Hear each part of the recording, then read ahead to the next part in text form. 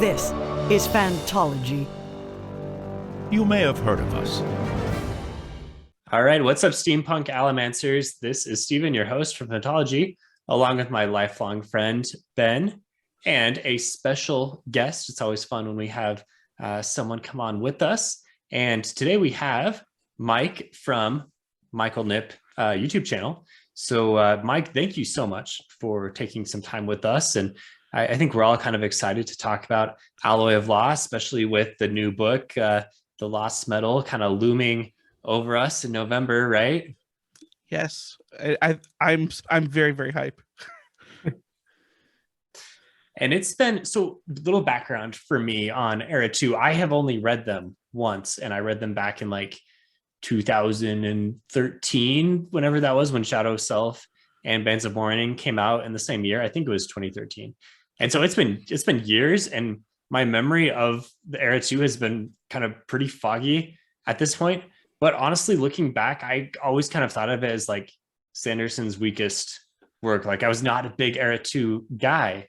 And I haven't reread the rest of Era 2. I've only reread Alloy of Law so far, working my way through.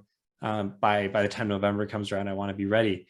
But spoiler alert, I did like Alloy of Law a lot better than I remember liking it the first time. So for what it's worth, give Era 2 a shot. Yeah.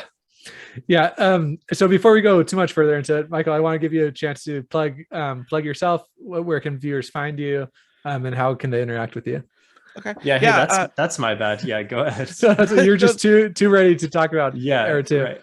That's fine. I'm also eager to talk about Era 2. I have a YouTube channel called Michael Knipp, and it's where I talk about all the books that I'm reading. It's mostly booktube focused. It's mostly science fiction, fantasy focused, and I'm a huge fan of the Cosmere and a huge fan of Era 2. So I was very excited for this opportunity.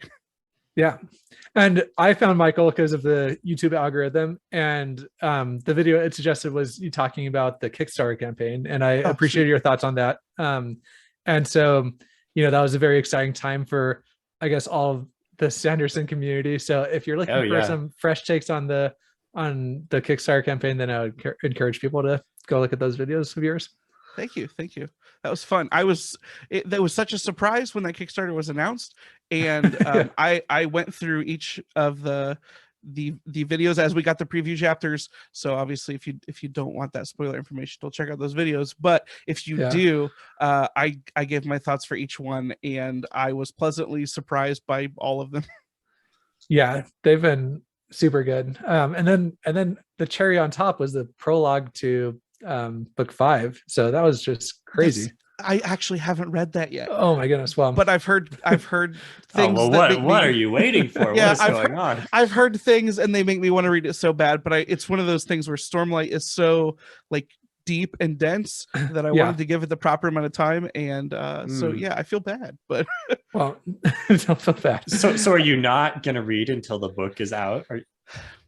I haven't in the past. I haven't read preview chapter stuff in the past, but since I was reading the preview chapters for the Kickstarter books, I realized that it's really fun to get excited about something, even if it's in the distant future. So I probably will end up checking it out. That's where I'm at, as like fantasy has slowly overtaken my life, right? Like it used to just be like, oh, I read a book when it comes out. Now it's like I love talking about them. I love like theorizing, and so it's kind of become like I that experience is more like true to myself right now than having it all, like reading it all at once. So that's kind of where I'm at. But you're right. Everybody does it differently. Like some people don't like even the hint of spoilers until they're actually reading the book. So there are some people that are even trying to avoid hearing the titles before the books show up in their inbox. And I think that's going to be really hard because I mean, most books, the title of before they come out. But right. I admire people that have that level of commitment to try to even avoid those spoilers. Especially because the only reason you know about those people are because you like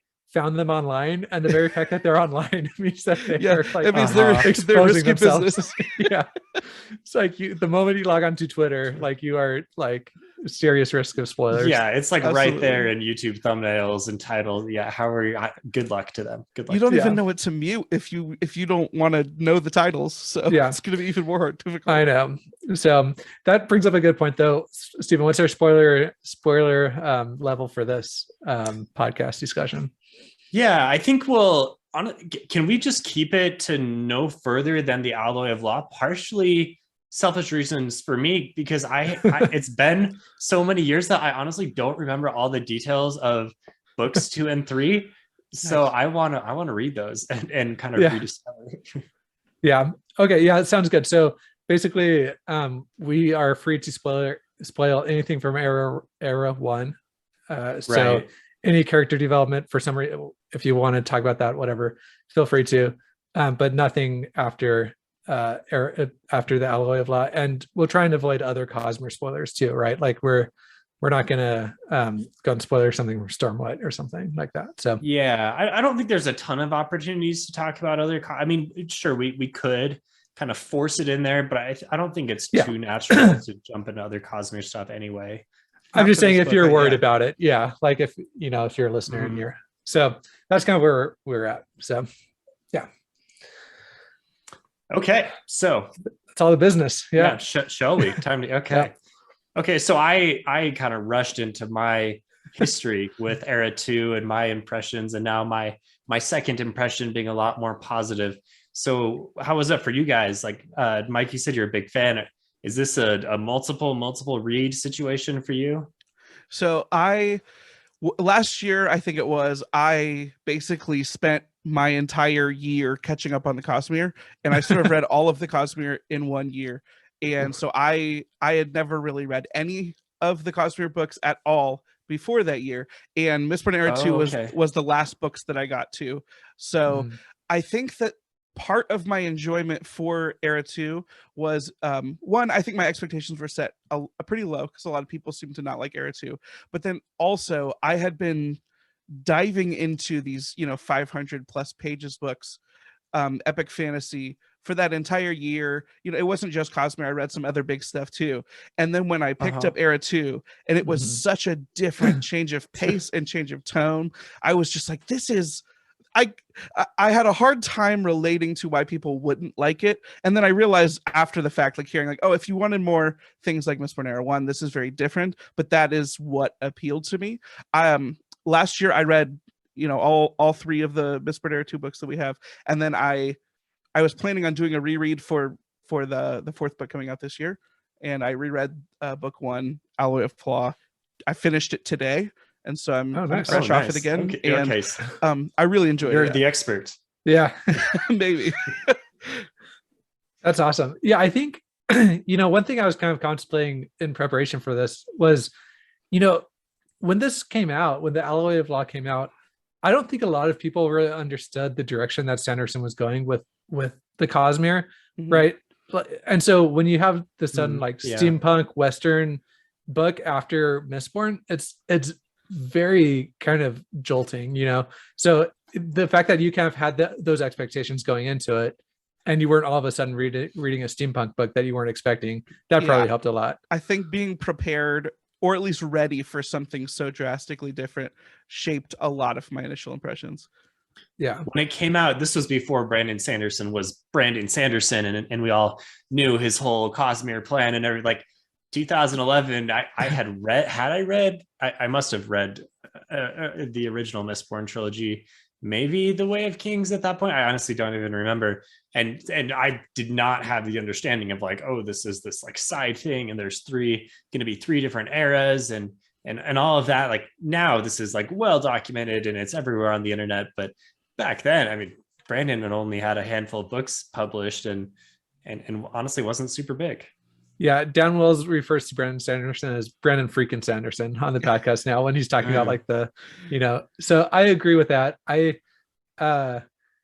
think that and this was kind of like his original secret project, right? Like nobody really knew this was coming out. Nobody, first of all, it wasn't the first of the secrets. Yeah, the first of the secrets, right?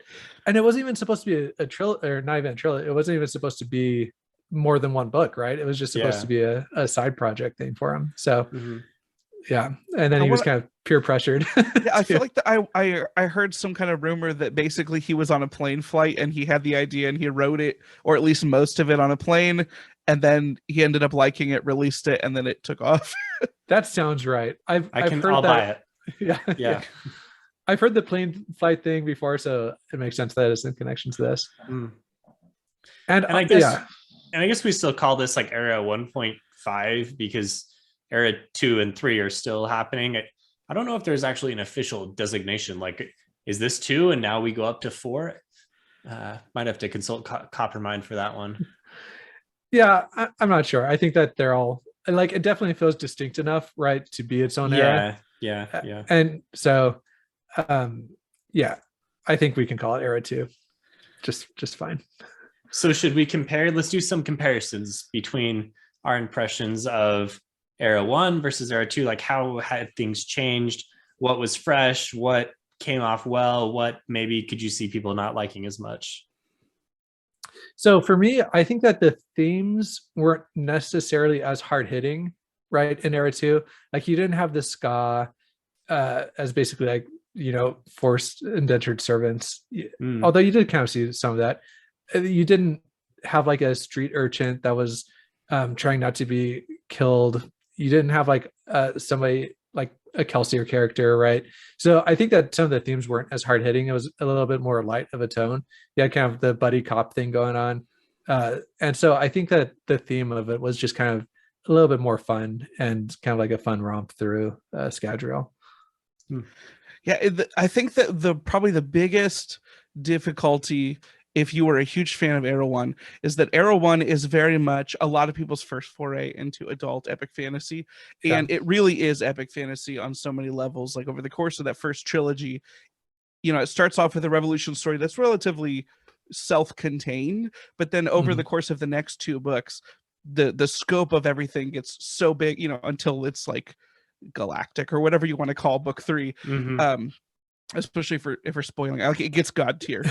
It gets god tier, right? Yeah. When you're jumping into this book, I think that probably just the biggest warning is that this is an entirely different genre or subgenre of fantasy, if you want to call it that. I've called it steampunk. I've had debates about that, but it is most definitely really action focused, and it's not really epic fantasy, especially with just Alloy of Law. It is like some kind of weird combination between like Western and Batman and I don't know, Burn Notice. Like, it's got really like the camp level humor. And it's interesting because it has all of that with the subtext of epic fantasy, right? Because it's built on a world. It's as if like Sanderson's playing like a tabletop game on his own like creation. You know what I mean? Like, where he has like all this stuff built up that he can kind of just like throw around and play with. Yes. And he's all the established background and lore is the epic fantasy that happened before. Right. Exactly. And the subtext of all of the major events of the first trilogy are sort of seeded throughout this one, with little hints of it. And like at the very end of this book, we get a pretty big revelation where it's like, oh, this is not as separate as you may have initially assumed from Era 1, where it's like, oh, it is almost like a D&D campaign where there is this established backdrop where he's telling a different story, but all of those elements are still pretty core to the behind the scenes B plot or whatever. Yeah, I agree with that. And so for that reason, like, it worked really well for me. And I think that especially with like Bands of Mourning and The Lost Metal, I'm assuming is going to make it like a little bit more epic, as you kind of go along. So I am excited for those books to kind of come out and really bring Era 2 into kind of more of an epic fantasy. So I guess, quick question, Ben, is this your first reading? Have you just read Alloy of Law? No, I'm similar to Stephen. I read these all, well, probably after Stephen. I probably read them in 2015. And then as part of my Sanderson catch-up phase, and now I'm circling back to them. So nice. Honestly, all I remember is Bands of Mourning gets more epic and big Cosmere. And I think there were some theories that it's going to tie into Stormlight 5. And so Stormlight 5 is really what I'm most excited for in terms of Sanderson's upcoming stuff. So I'm really hoping for some big things there. Yeah. And that does bring up its own problems, right? Like, it's very hard to like expect people to expect kind of casual fans to make all these transitions, right? Like you're transitioning from epic fantasy to steampunk and then kind of fading back into epic fantasy. And so I one of the reasons why I like Sanderson as an author is because he expects a lot from his readers at some level to like kind of come along for this ride. But it is going to be like, for example, my father-in-law is a very casual Sanderson fan. Like he started Rhythm of War right when it came out and he's still not finished with it because he only reads like in his free time, you know?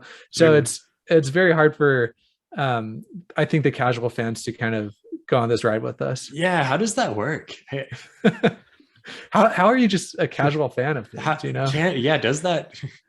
Like the difficulty arises because a lot of people make comparisons between the Cosmere and the Marvel Cinematic Universe, and similar to the Marvel Cinematic Universe, each of the movies, especially as you moved into whatever the phases of that, as you approached Endgame and Infinity War, each of those movies was almost a different genre of its own right. Yeah, and it was a similar thing, but with movies, you have a 2-hour commitment.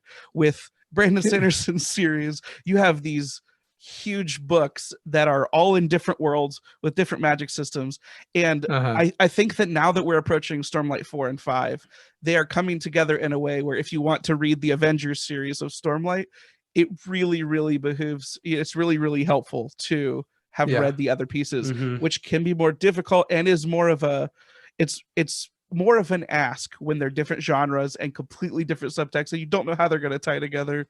It's a lot, but it's rewarding if you like it. Yeah, that's for sure. And, you know, I'm kind of nervous because I've read like a few sci-fi books, but I'm not the biggest sci-fi guy. And so I am nervous about like the direction that this is all heading, right? Like, I don't know how well, because that's something Sanderson hasn't really even proved yet is how well he can actually write sci-fi. So, and that's kind of a spoiler, I guess. Slowly transitioning into it with the Skyward books and with some of the secret projects, like the flavors we're seeing there. Seems like he's kind of like practicing for Mistborn Era 3 or 2. And I've sort of made the joke before that Sanderson's magic systems in his fantasy are so hard and so complicated that they feel more like science fiction in a lot of ways than a lot of like modern science fiction. And have you actually read Skyward?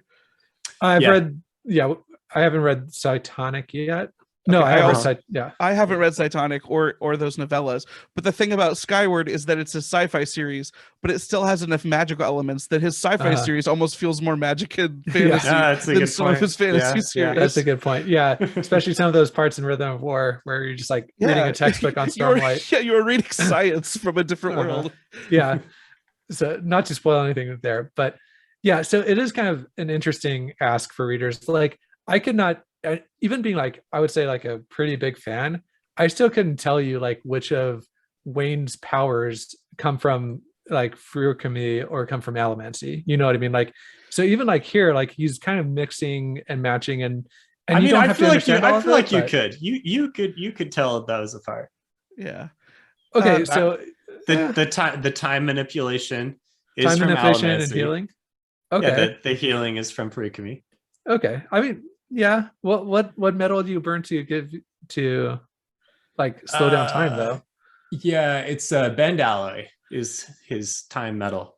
But that doesn't really doesn't appear in Era 1, right? It's that's new. kind of just it's like a that's I guess that's another big thing is the changes from Mistborn Era 1 to Mistborn Era 2 are huge in a lot of ways. Like you go from it being like an epic fantasy that ends up god tier, and then the god tier stuff sort of changes everything, and now you're in a weird industrial revolution phase where a lot of things have been discovered, a lot of things have been lost or twisted with history, and so you're getting new metals, you're getting new combinations of powers. The lack of Mistborn in the Mistborn series is I think it's a risky move, but I think that what you get in, and of course you're getting new powers because there's metals we didn't know about, but what you're getting in Mistborn Era 2, while you're also getting guns added because of the technological revolution, you are also getting a huge limitation of the magic system, because by the end of book 3 in Era 1, I'm really bad with the names, but by the end of book 3 of Era 1, the Mistborns themselves are so powerful that they're literally wiping out large swaths of armies by themselves. And this forces everything to be focused down to, well, the max powers people have is 2. and they can Yeah. combine to do weird, Mhm. interesting combinations. But Yeah. the thing that I've loved about Sanderson is that even though his magic systems can be really complex, you mostly don't have to like, I don't remember most of the time what metals do what powers, but if you know, hey, this, especially in Mistborn Era, this person has these 2 powers, this person has these 2 powers. That's all you kind of have to remember. And Yeah. maybe it makes me like a weaker Sanderson fan, but I'm okay just being like, okay, this is this superhero powers, this is this Yeah. superhero, and it's, you Right, can and still they have like a follow, at few least. special moves that they pull out every now and then. Yeah. Yeah, Yeah. I love that you hit on the limitations, because that's something Sanderson talks about in his lectures and is obviously very mindful of. And I love it too, because like you said, at the end of Era 1, the Mistborns are way too powerful. And honestly, like some of the fights are just kind of like skimming through, like, okay, fight, dead, dead. Like, okay, yeah, I knew that the Mistborn was going to prevail. But here in The Alloy of Law, in my recent reread, I was really into the fighting, because it seemed like things could go badly, like at any time. Like they were very limited in what they could do, but Wax and Wayne were also very inventive, and you know, they maximized their limited power set compared to the previous Mistborns, and that just made it so much more interesting. Yes. Yeah, I agree with that. And I'm super glad that kind of transition took place. I'm also glad that it forced Sanderson to be more creative at the end of the day, you know, and he writes him. I feel like he forces himself to do that when he writes in these limitations. Mm-hmm. So one thing that's interesting is we've been talking around all the set pieces, and we haven't even like mentioned really the characters, and that's kind of telling of a lot of things, right? Like, I mean, Era 2 characters, they're interesting, but they're not like the characters I think of when I think of Sanderson's works. So what do you guys think about like Wax, Wayne, Steris, you know, like all these kind of characters that we're actually reading about during this book? I know, Stephen, you get kind of annoyed by like Sanderson humor sometimes. So like, what do you think about like Wayne's like character? And Right. Yeah, I mean, I can jump in and kind of throw out my hot take, but you know, previously I really disliked Wax and Wayne in my first read. I was like, Wax is way too perfect and obnoxious, and I just want to punch him in the face, because he's just like this pillar of virtue, and it's just annoying. And I thought Wayne was like not that funny, and just kind of also like wanted to punch him in the face for different reasons.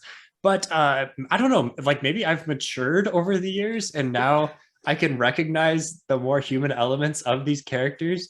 You've matured, so now you think Wayne's like potty humor is more funny. Well, it's probably more in terms of I appreciate Wax better. Like the fair. trauma that he went through that's set up right from the beginning, it really kind of sets up his character, and it makes a lot of sense. And there's a lot of time that passes, and you can see, you know, this is something that really weighs on him, and he struggles with a lot of things. So I don't know why I thought he was so perfect before. Like, he is maybe still a little perfect and like never does anything wrong, but he's still like weighed upon by all these real human raw emotions. And I really appreciate that.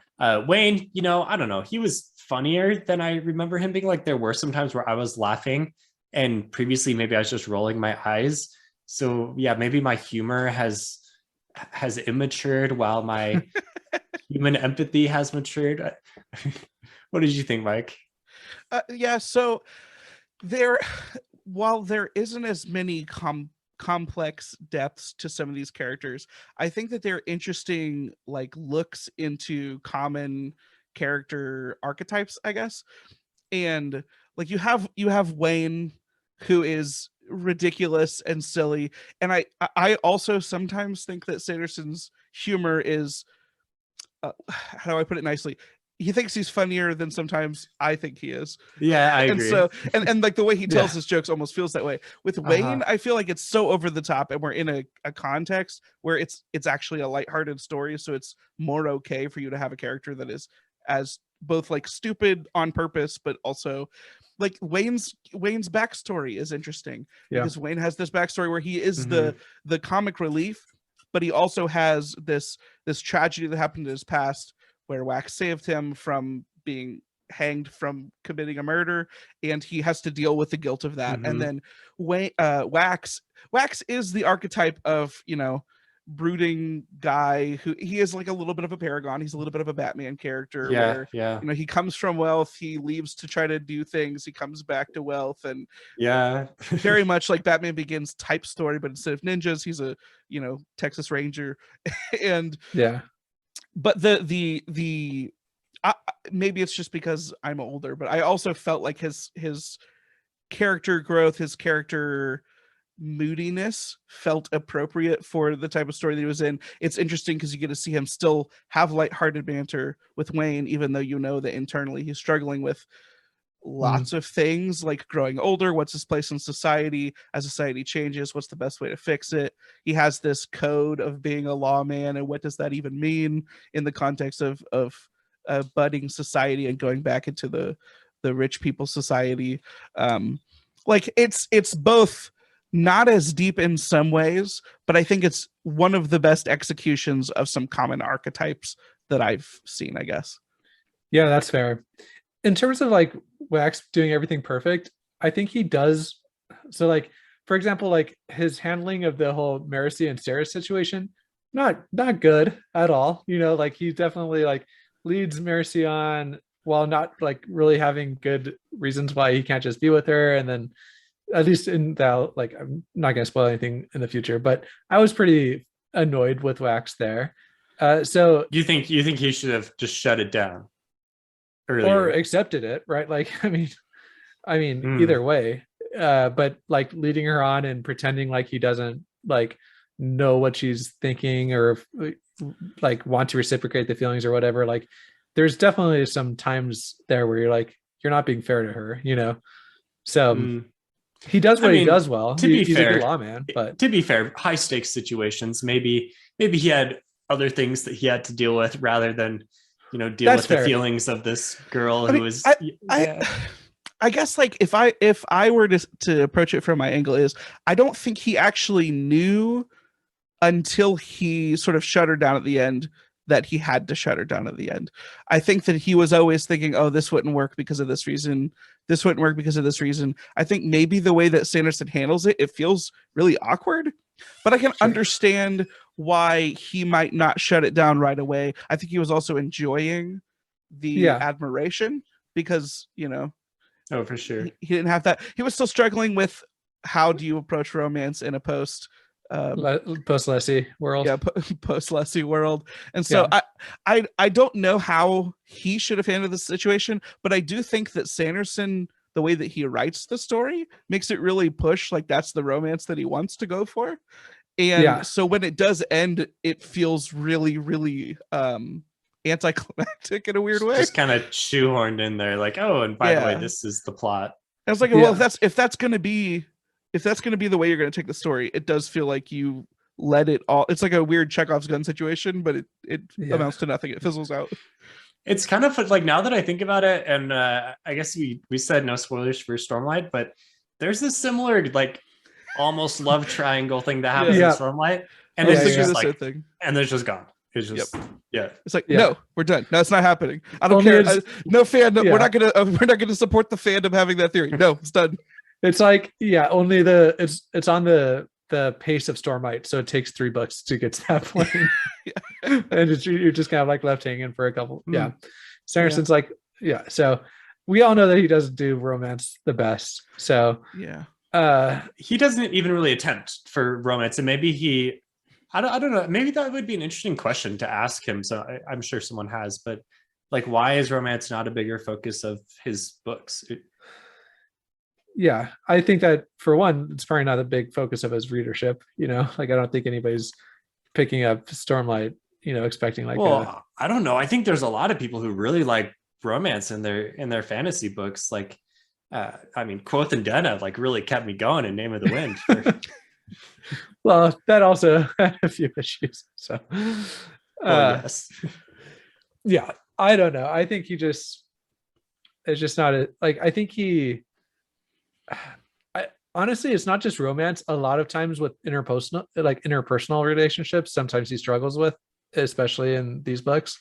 I think that he understands individual characters really well and their motivations, but like when they have to like actually interact with each other, I think sometimes that struggles a little bit.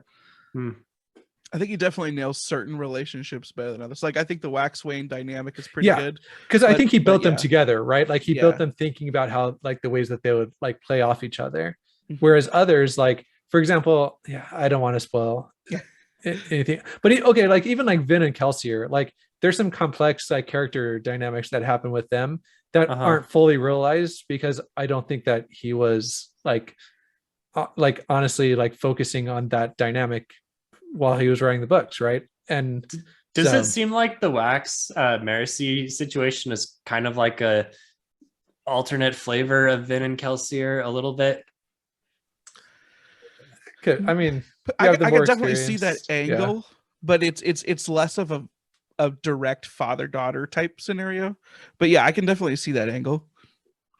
Yeah, the mentorship with some, I guess the romantic feelings were a little more on the nose in Alloy of Law, whereas Elend came along and kind of blew up anything that any kind of plot element in that direction pretty quickly in Mistborn Era 1.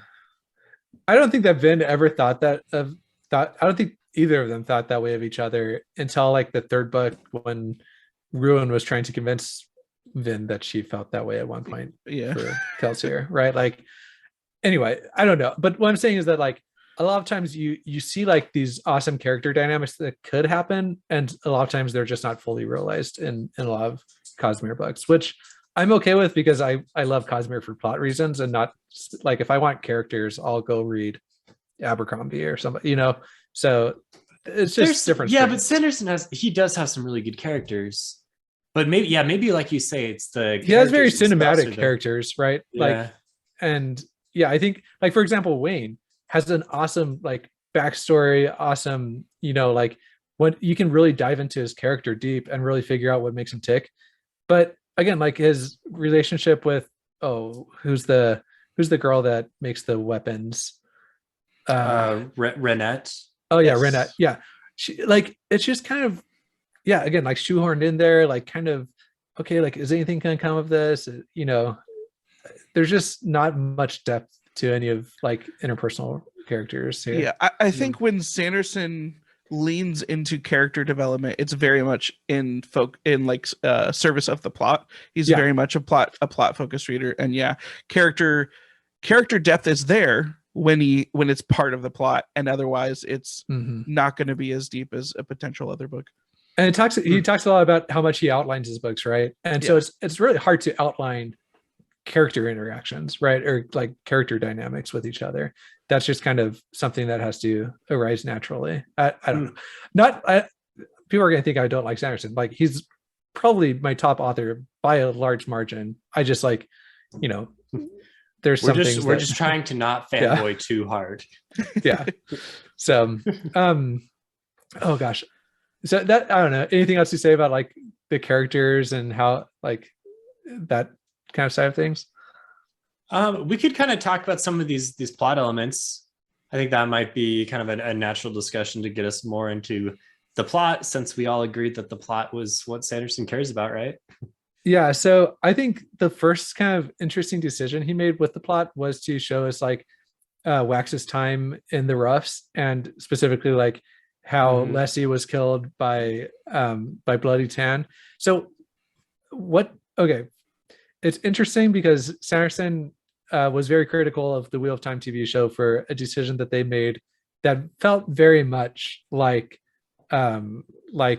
the situation that happened with Lessie right at the very beginning, where nice talking around the spoilers. Okay. Yeah, I didn't want to spoil for some reason. You didn't. If people haven't watched the Wheel of Time, like the first episode, I haven't seen it, but I'm pretty sure I know what we're talking about. Yeah. There's this concept that was talked a lot around that time about fridging characters, which is basically specifically women, right? Like you introduce a character only to kill them / her off in favor of the development of a male character, right? So that's like so I wonder if he, like, first of all, he handled it well in this book, I think, because it did really like eat out Wax for a long time, right?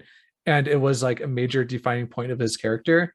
So at least like I think you got that right. But I wonder if he kind of took some of the lessons he learned from this book and kind of carried him forward a little bit. But I don't know. What do you guys think about that kind of plot element of the book? Yeah, I brought that up on our Discord really just to kind of be contrary to see what people would say, because I think he does a good job with it. He allows plenty of time. It's something that continues to eat at Wax. And if I remember correctly, it comes back as a pretty big plot element in the next Yeah. book. I don't remember exactly what the details are there, so I can't really spoil that for myself. But his criticism with the Wheel of Time was that there was no time for the character that got the development from the fridging to like get over what happened. They were immediately just like shoved into the action and was supposed to develop as a character, but they're dealing with all this trauma that they have no time to take care of. And so he does that better here. Wax has the time to, and he's still obviously hurt, months later, right? And that makes sense. Yeah, and it did kind of cause him to leave the Roughs, right, and go back to Ellendale, which is where he needed to be for plot, Yeah. Yeah, I think when you're talking about a story concept such as fridging, it can be difficult, and I think there's different levels of how well it can be handled, because I do think that there's some people who have different sensitivities who it's always going to bother them when a female character dies at the beginning of a story. But as you mentioned, I think there are different levels of how well you can handle it, and I think one of them is how much effect it has, how much of a character that character was in the world, whether we get to see it or not. Actually, I don't even know if it counts as a spoiler, but I read another story at the same time period when I read Mistborn Era 2 with a similar type of plot device where the wife character dies early on in the book, but she was also pretty well fleshed out as an important character in the story. And I think that there is the inevitability of this is one of the story archetypes that we have, which is a man loses his wife at the beginning of a story. And I think that it's always an interesting story because it's something that people can relate to in real life. Yeah. And it's also a very good way to have a character dramatically shift either location or attitude in a way that in real life, how do you go, over time, they say that we're different people every 10 years because we change and we learn and we grow. How do you force a character out of his element super fast? Well, you have a major character death. And I don't know who else married listening or here on the panel, but if you have the death of a spouse, you're going to have a major, probably life shift. And that's one way in a story to do that. I think that the way that Sanderson handles it in the story is, she was a very important character in the story. She's mentioned throughout the entire book. And I think that that impact that it has on Wax is important. I do think that there's still people that are sensitive to the topic that are not going to like that. They're not going to like the way that was handled, and that's fine. Like subjective art is subjective art. Sure. But as far as I took it, I thought it was pretty well done, and the way that it's handled in that prologue is also it's such a mystery hook where you're like, why the heck did this happen? Clearly, it seems like this is a scenario these characters have been in before. Something was weird about this scenario, and you're wondering, just as Wax is wondering throughout the whole story, what went wrong. Okay, so we just lost Steven. I guess the power went out in his area, so apologies for that. I think before we lost him, we were talking a little bit about how Leslie's death affected Wax. I don't know when to cut off, but I was kind of talking about how it also kind of hits every reader right in a different way, because I think we can all kind of have a situation where we say, like, ask ourselves, like, how could we, like, God or whatever you believe in, allow this to happen? Or like, if you don't believe in that, like, how is the universe just so random that like things will work out like every time, like 100 times, and then the one time it doesn't, like I end up killing the person I love, right? Like it's a very visceral like response that anybody can have, and that we just kind of see like epitomized in Wax. So I think that it was handled really well, but yeah, I think fridging will be problematic for some people anyway, Absolutely. Yeah. So let's see. So that's kind of the way the book starts. What did you think about kind of the driving vehicle was him trying to kind of deal with Miles, this kind of character that can't be killed, who is also kind of has these connections to the shady underground like network of villains. Like how did that work for you? Did you enjoy that kind of that set piece, or what did you think about that? Yeah, I really enjoyed the setting / set piece that we got, and then the revelations. Like, if because this is connected to Mistborn Era 1, and we know that the series is called Mistborn, the fact that there are no Mistborns made me wonder way before the characters actually address the fact, like, is somebody trying to breed Mistborns again? Yeah. Because it's like, hey, we know these things existed in the past. Why are these people not concerned with why they aren't around anymore? And so I thought that was a cool plot point. I thought the like mystery of everything having to do with his uncle was interesting, and I loved that it was sort of this westerny heisty thing that in a lot of, I mean, it's like train robberies. Yeah. Like, in a lot of ways it is very western, but also, they have magic powers where they can jump up and do time bubbles and stuff. It really, really appealed to me. Yeah, it is super fun to see how all these things kind of work together. And it's funny because the moment that Marcy, like, we kind of learn that she has a power that she's ashamed of, like, anybody that's read Sanderson, like, you're already thinking, like, how is he gonna kind of like invent a situation that, like, this power like saves the day, right? Yes. And then definitely fulfill those expectations with Marcy's power. And all throughout we get to see, like, Sanderson will tease something and then you get to see cool ways that it gets to be used. So you find out that there's guns, and then you're like, well, in a world with Mistborns, guns may not have been as cool, but since people have less powers now, how do you make guns and magic be able to compete together? And I think he does that in a really cool way, especially with the main villain being able to essentially heal himself, while lots of other people, you could have gunfights in your fantasy story, which is not as common. And I don't think that every author would be able to handle all types of action as well as it seems like Sanderson is able to here. I think the way that he handles the gunplay is really fun, and he has he has Wax use the gun as a propulsion device to like climb high places. He makes himself light and shoots himself as a way to blast himself away from things. He mixes the powers in the way that they do the speed bubble shot at the end, where he bounces a bullet off of something. Like, he's like, I'm going to use this limited set of powers and I'm going to explore the full extent of that. And that's really cool. Yeah, exactly. It's so interesting because you're like, oh, you're a coin shot. Like, why do you need to be good with guns? But it really is cool. I loved when he was kind of playing around with like the rappel thing and like, oh, like, how does this work? Like, yes. Oh man. Yeah. Well, the world building idea is to build a gun that only certain types of Mistborns can trigger, and then have different bullets to trigger, or to like a revolver, and he can switch to the appropriate shot of the revolver at the same time. Like, all of that stuff is super cool, and like, it just really fun. Yeah, I totally agree. Steven, you made it back on. We were just talking about I'm sorry guys, I think there's a storm outside, got a power surge, and I just was dead for a bit, but hopefully we can kind of edit that back together. I'm sure the stuff without me was probably better than the previous stuff. No, it's good. We kind of moved on to talking about how the set piece of like Miles kind of how much we enjoyed that, kind of like the heist nature and kind of how all that played into it. So do you have any thoughts on that, Steven? The big climax scene. You're talking about the big climax? The big climax, or just like, how, like, this is a Western, and so like they are kind of chasing like the one villain, right? So I guess what do you think of Miles as like the big bad of the book, and what do you think about like his, like, the plot that involved breeding Allomancers and stuff? Like, did that all work for you? Yeah.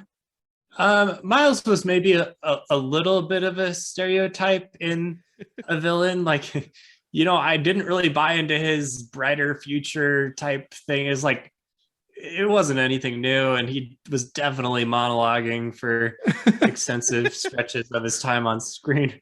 So as a villain, I've seen better than Miles, I have to say, but the set pieces were really cool. I especially like the ball at the beginning, I thought was really cool, and maybe you guys already went through that, but I thought that was a great entry into the new powers and what could happen. And then there was the bomb that the butler brought in, and that was that was kind of another exciting thing. So he really did a good job. Sanderson did a good job of moving us from action piece to action piece, as he usually does. The climax especially was cool, and the actual use of the cadmium, I think, is the metal that Marcy can use. Like, that was cool, especially since it hints sooner that it's could be useful in some situations. And so as a reader, you're trying to think like, okay, how could this thing be useful? And then it is cool. Like that was one thing that I remembered from my first read. I remembered there was something cool that he did with the metal that seemed useless. And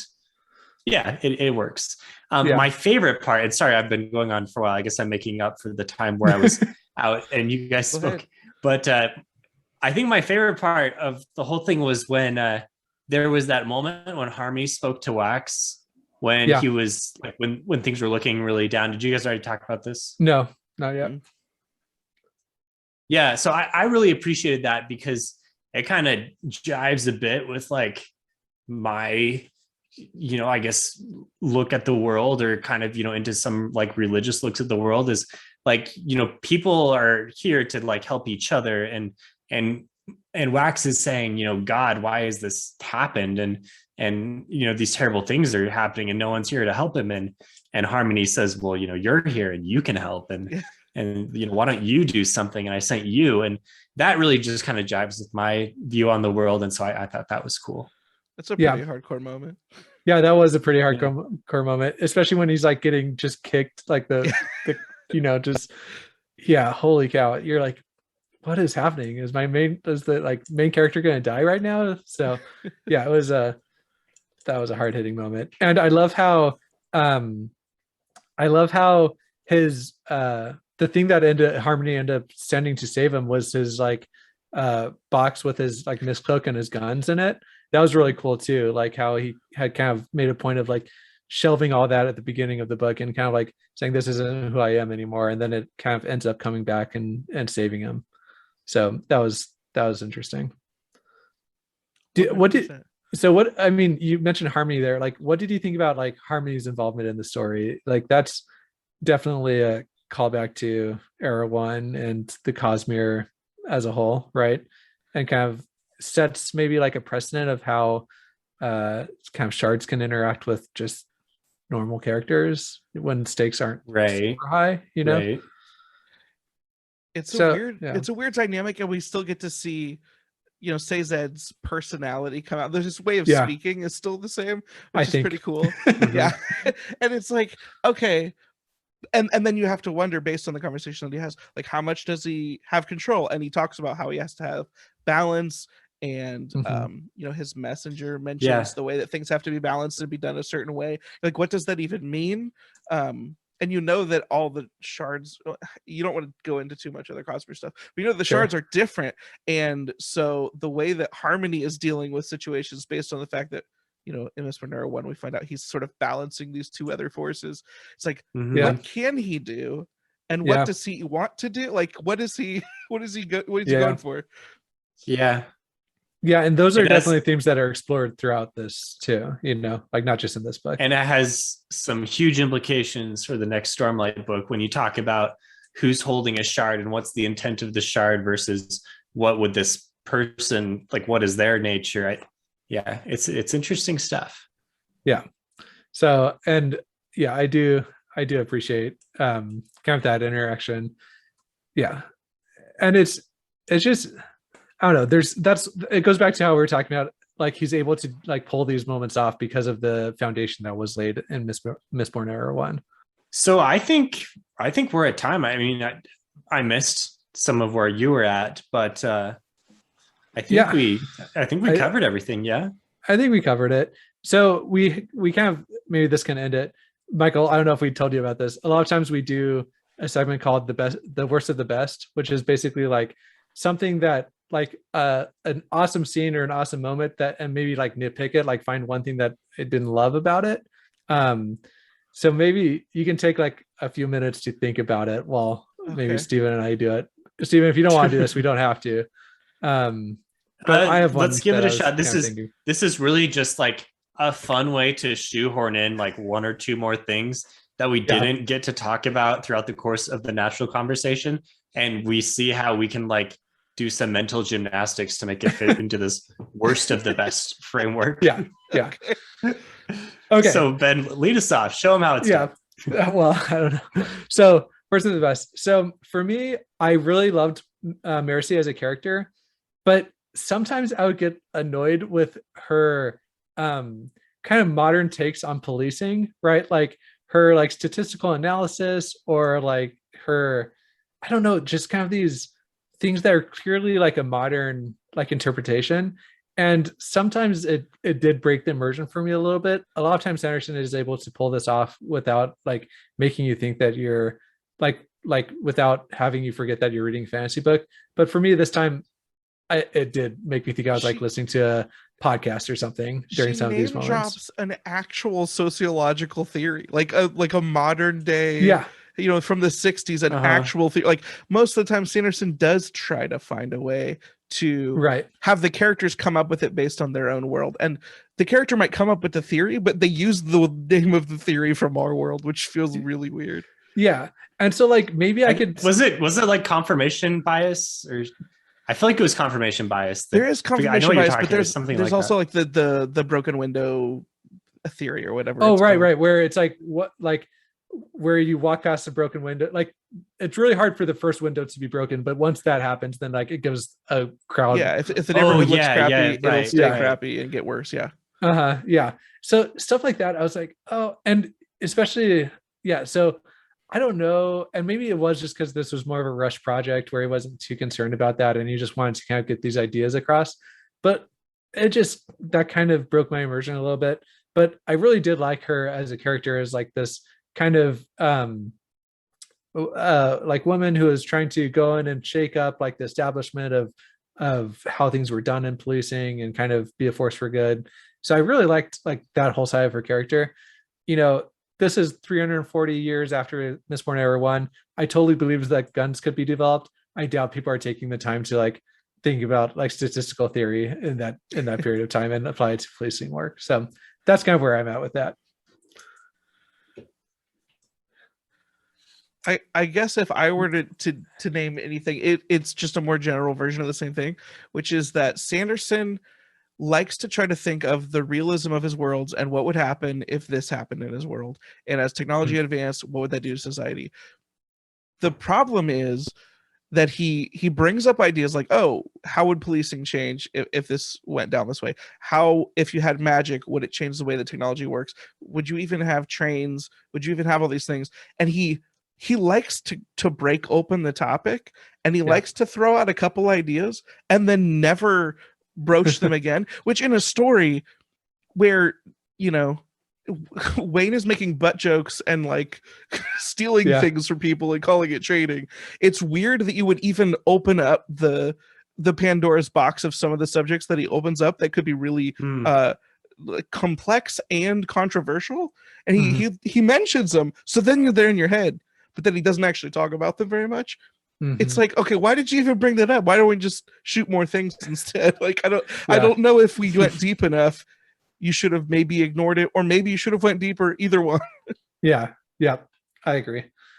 Yeah, and that, I'll leave it at that. That's a good point. I like that. Yeah, some half-baked thematic stuff going on. Yeah, and it does kind of get explored more as you like, especially I'm in the middle of the second book, like kind of these interactions between the populace and the government, and like it does get explored more, but it felt kind of out of place. And Mistborn Era 1 is sort of the same thing, where he wants to approach the idea of revolutions and societal change in a certain way, and then he'll try to give some of the complex elements some of the complexity they deserve, but then he'll be like, well, but I am telling a fantasy story, so exactly. But we do need an army of Colas that we can go kill, whenever we want. Yes. Yeah. Let's see. I'm trying to think of. Well, one more on that. Mike, have you read Joe Abercrombie's Age of Madness? Have you gone into him?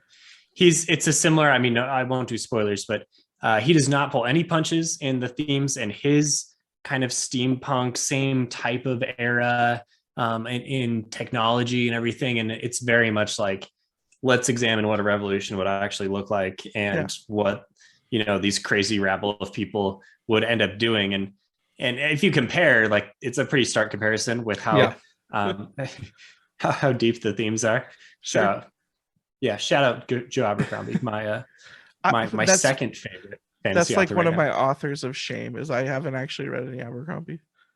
What I say to Very, people, very different Very than different. Sanderson. yeah, I'm with Steven. They're probably my top two, but I don't have to prepare myself mentally and emotionally to read Sanderson's books. I do have to do that to read Joe Abercrombie. It has to be like, I have to be in like a headspace to survive his books. So yeah, no punches are pulled. My worst of the best, maybe I'm just kind of confused about this, but if Alloy of Law was supposed to be a standalone thing, why did he set up so many hooks in the book? Like having Harmony come in and not really understanding what the relationship is there. Maybe that one's not as strong, but having Marsh come in at the end and having this like mention of Trell at the end, which still is something that we don't know too much about. If I remember correctly, I don't think that has really been resolved super hard yet. I think that's more like a book 4 thing. I just think it's weird that, I love the big ideas and the hooks and stuff, but what was his plan for these things if not to write more books in this era? well, maybe he was setting up for like era 3, kind of like these ideas. Like these were the things that were going to carry over into 100 years later era. Yeah, I think Sanderson probably, if you want to pick a pretty obvious weakness that he has, is that he likes to tell stories too much, and I love the books, but he can't stop starting new things to the potential detriment. We don't know. He's still writing books and he still seems to be hitting deadlines, but at some point he's gonna have to stop starting new projects if he wants to finish some of his other projects. And he acknowledges it all the time, but then he wrote 4 books over quarantine that he wasn't supposed to write. So yeah, exactly. And I agree. I mean, he does his Stay of Sanderson, right, where he kind of like lays out like his whole plans for the next 30 years. And then he kind of, can't help himself. He just throws it out the window. Yeah. Which, I mean, do what you want to do. But I don't really believe him when he says this is only going to be a spinoff thing or this is only going to be whatever. You never know with the guy. Yeah, that's true. Yeah. All right. This has been a lot of fun. Seriously, thank you, Mike, for coming on. Apologize for my technical difficulties. I'm really not sure exactly, but we'll get something together. People understand remote podcasting is never super clean. Not the first time, not the last time. Anyway, if you want to chat with us more, you can jump on our Discord. That's probably the best way to get into some of these conversations. And Mike, what's the best way for people to find you, interact with you? What would you say? What's your pitch? I think if you just look for Michael Knipp, it's Knipp is my last name. You can find me on YouTube, and I'm on Twitter under the same thing. Nice. Awesome. Yeah, thanks again, Michael. I really appreciate you coming on. Thank you for having me. This was fun. Yeah. And maybe when the Lost Meadows coming out, we'll make sure to reach out, and I want to hear your thoughts on it. So that'd be fun. Yeah, definitely. Let's do something again. All right. We'll see you guys. All right. See you.